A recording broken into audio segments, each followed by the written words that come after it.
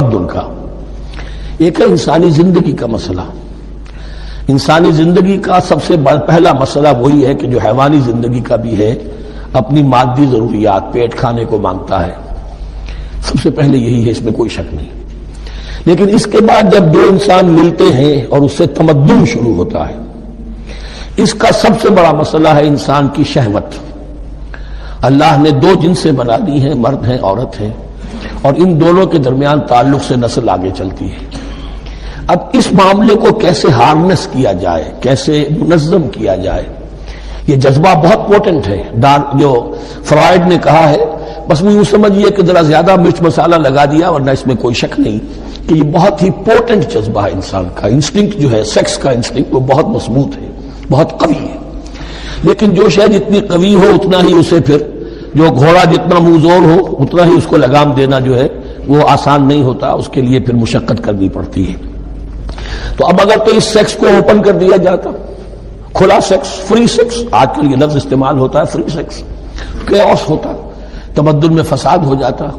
اس کے لیے شادی کا معاملہ کہ ایک عورت کا ایک مرد کے ساتھ رشتہ رہے، سب کو معلوم ہو کہ یہ اس کی بیوی ہے، یہ اس کا شوہر ہے، تاکہ اس طریقے سے نسب کا معاملہ بھی چلے اور ایک خاندانی ادارہ وجود میں آئے۔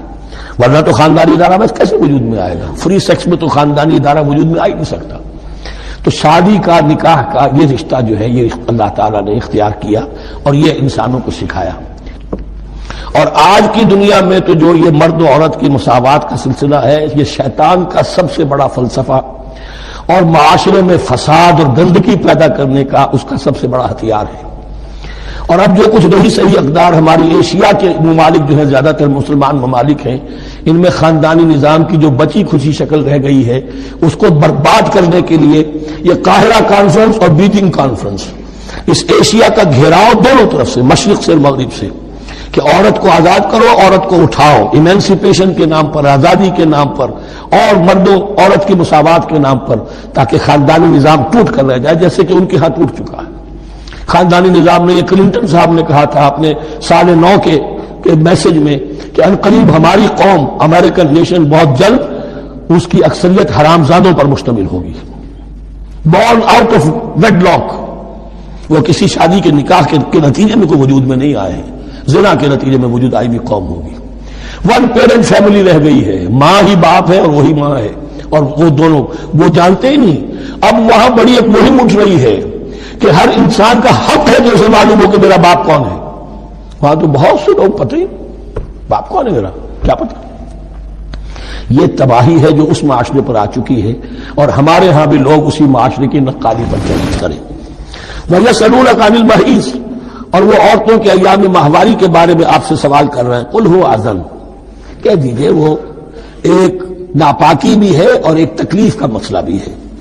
فَاعْتَزِلُوا النِّسَاءَ فِي الْمَحِيضِ، تو حیض کی حالت میں اگر تمہاری بیویاں ہوں تو ان سے علیحدہ رہو، مقاربت نہ کرو۔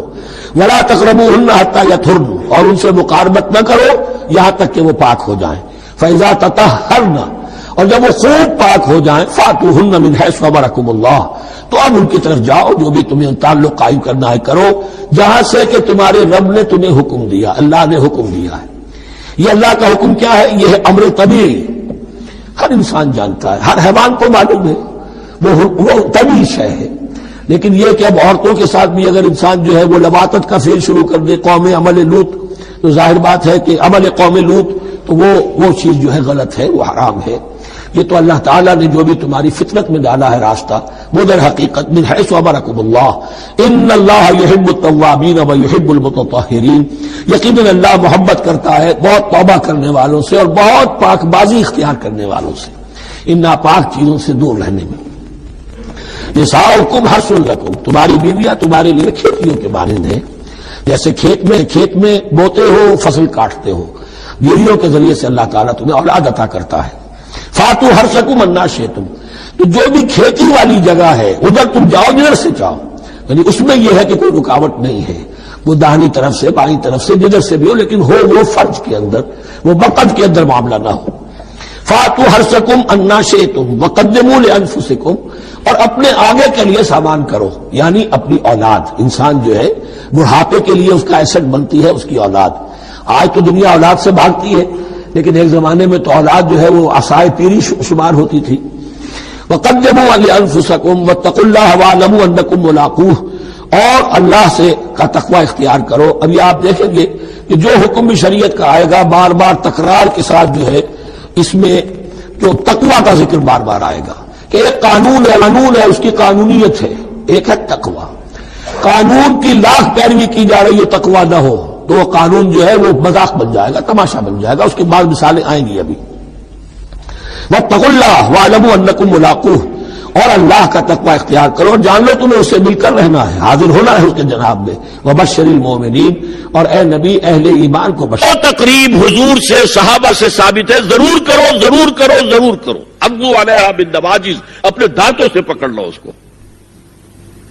اور جو تقریب ثابت نہیں حضور سے اور صحابہ سے، یقیناً یہ کہیں باہر سے آئی ہے.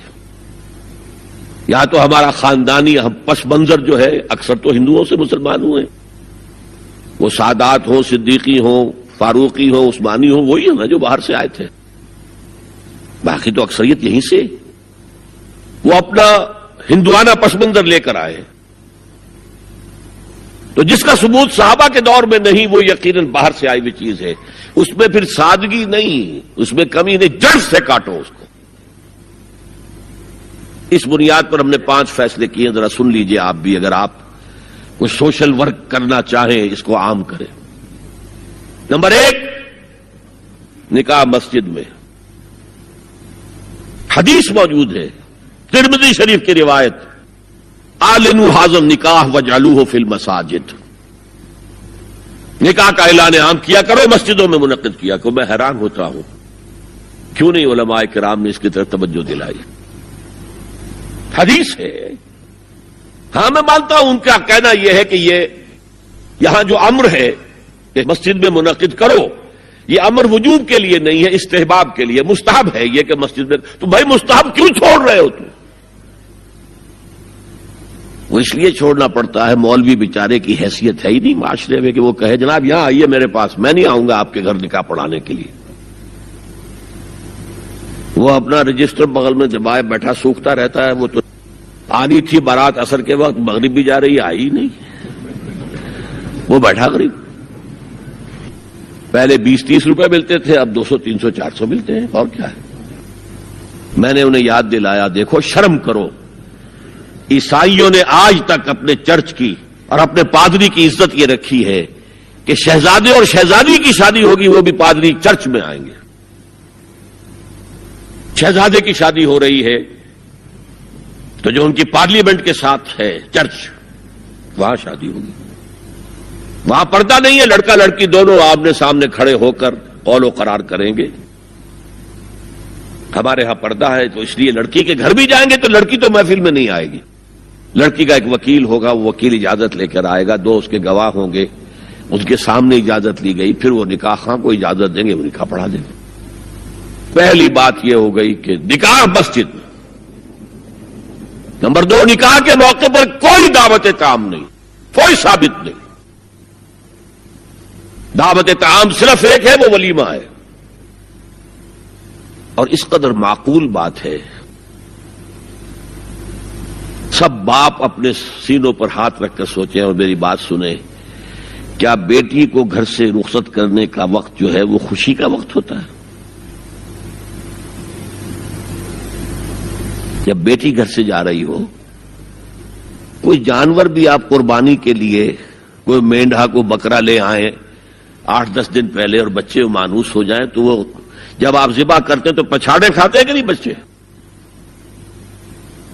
اور یہ لخت جگر ہے، نور چشم ہے، 18 20 22 برس گھر میں رہی ہے، وہ جا رہی ہے. خوشی نہیں ہے وہاں، صرف یہ ہوتا ہے اے سائی آف ریلیف کہ ایک ذمہ داری کا بوجھ تھا، اللہ نے آج پورا کرا دیا، اتروا دیا بوجھ. پھر بھی اندیشہ ہوتا ہے، پتہ نہیں مزاج ملے نہ ملے، نئے ماحول میں جا رہی ہے، وہاں جا کر ایڈجسٹ ہو یا نہ ہو، اندیشے پھر بھی ہوتے ہیں ان کے. تو ان سے مرغ پلاؤ کھانا اور متنجن کھانا کوئی معقول بات نہیں ہے. معقول بات کیا ہے؟ لڑکا اس کا گھر آباد ہوا ہے، وہ ولیمہ کرے.